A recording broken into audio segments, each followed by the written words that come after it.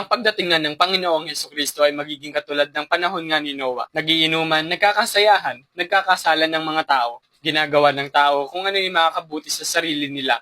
Iniisip lang nila yung sarili nila, yung mga kalayawan nila. Pero alam naman natin kung ano yung nangyari sa mga taong to, di ba? Nalunod nga sila ng baha. Ito nga yung bahang ipinadala ng Diyos para mamatay yung lahat ng tao, bukod kay Noah at saka sa pamilya niya. Ganon din ang mangyayari sa pagdating ng Panginoong Hesukristo. May mga tao ding maliligtas. Katulad ng nangyari kay Noah, pati sa pamilya niya. Ito nga yung sinabi ng Diyos kay Noah. Nakasulat yan sa Genesis chapter 7 verse 1. And the Lord said unto Noah, Come thou and all thy house into the ark. For thee, have I seen righteous before me in this generation? At alam naman natin kung ano yung kasunod na nangyari, di ba? Naligtas nga si Noah, pati yung pamilya niya. Pati lahat ng hayop sa buong mundo.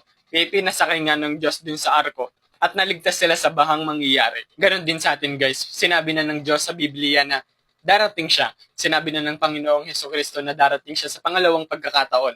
Kaya naman maghanda tayo. Maghanda tayo katulad ng paghahanda ni Noah. Pero hindi arko ang gagawin natin, kundi ang pananampalataya natin sa Panginoong Hesukristo. Ayun ang siyang kailangan nating ihanda.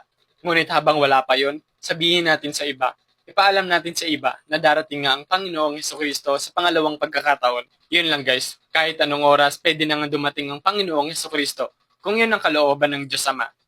God bless.